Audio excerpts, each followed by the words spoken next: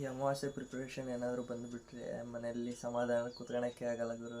ಗಾಡಿ ತೊಳಿ ಹೋಗು, ಪೂಜೆ ಸಾಮಾನು ರೆಡಿ ಮಾಡು, ಅದನ್ನೆಲ್ಲ ಹೇಳಿ ಹೇಳಿ ಹೇಳಿ ತಲೆ ತಿಂದು ಬಿಡ್ತಾರೆ ಮನೆಯಲ್ಲೆಲ್ಲ.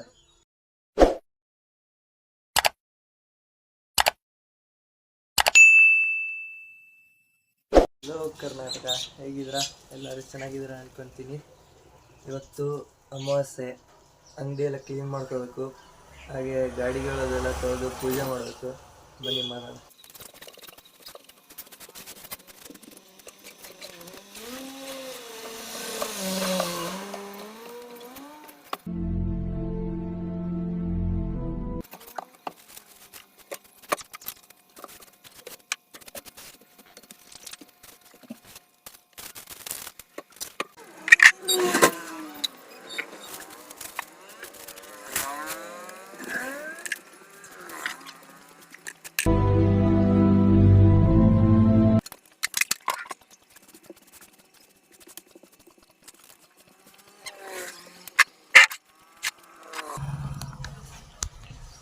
ಇಷ್ಟು ಅಂಗಡಿ ಕೆಲಸ ಎಲ್ಲ ಮಾಡಿದ್ದೀನಿ.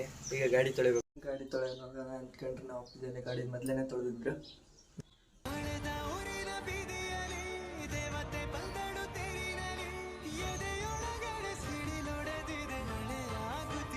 ನಮ್ಮ ಅಣ್ಣನ ಮನೆಗೆ ಕಾಯಿಸ್ಕೊಂಬರ್ಕೋಬೇಕು. ಕಾಯಿಸ್ಕೊಂಬಂದಾದ್ಮೇಲೆ ಪೂಜೆ ಸಾಮಾನೆಲ್ಲ ರೆಡಿ ಮಾಡಿ ಪೂಜೆಗೆ ನಾನೇ ಪೂಜೆ ಮಾಡಬೇಕು. ನಾನು ಒಬ್ಬನೇ ಹೋಗ್ತಿದ್ದೇನೆ ಅಂತ ಹಿತೇಶ್ ಅಲ್ಲಿಂದಾನೆ ಕೂಕಂತ ನಾನು ಬರ್ತೀನಿ ಅಂತಿದ್ದಾನೆ. ಈಗ ಅವನು ಕರ್ಕೊಂಡು ಅಣ್ಣನ ಮನೆಗೆ ಹೋಗಿ 4 ಕಾಯಿಸ್ಕೊಂಬರ್ಬೇಕು.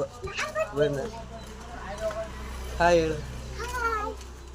ಈಗ ನಾವು 3 ಕಾಯಿಸ್ಕೊಂಬರ್ಕೆ ಹೋಗ್ತಿದ್ದೀವಿ. ಹೋದಾಗ ಕಾಯಿ ಇರಲಿಲ್ಲ, ತೋಟದಲ್ಲಿದೆ ಅಂದರು. ಅದಕ್ಕೆ ಈಗ ಒಂದೇ ಒಂದು ಕಾಯಿ ಸಿಕ್ಕೈತೆ. ಒಂದೊಂದು ಕಾಯಿಯಲ್ಲಿ ಈಗ ಪೂಜೆ ಮಾಡಿ ದೇವಸ್ಥಾನಕ್ಕೆ ಹೋಗ್ಬೇಕಾದ್ರೆ ತೋಟದಲ್ಲಿ ಹೋಗಿ ತಗೊಂಬರ್ಬೇಕು. ಅಣಿಯ ಈಗ ನಾನು ಗಾಡಿ ತೊಳೆದಿರೋದಕ್ಕೆ ಪೂಜೆ ಮಾಡೋಕ್ಕೆ ಕಾಯಿ ಕೆತ್ತಿ ಫಸ್ಟು ಪೂಜೆ ರೆಡಿ ಮಾಡಿ ಅಪ್ಪಾಜಿ ಫಸ್ಟ್ ಪೂಜೆ ಕಳಿಸಿ ನಾವು ಆಮೇಲೆ ಸ್ನಾನ ಮಾಡಿ ಪಟ್ಟಂತ ಸ್ನಾನ ಮುಗಿಸಿದ್ದು ದೇವ್ರ ಮನೆ ತೋರಿಸ್ತೀವಿ. ಈಗ ದೇವ್ರ ಮನೆ ಎಲ್ಲ ಕ್ಲೀನ್ ಮಾಡಿ ಅಪ್ಪಾಜಿಯವರಿಗೆ ದೇವ್ರ ಪೂಜೆ ಮಾಡೋಕ್ಕೆ ಎಲ್ಲ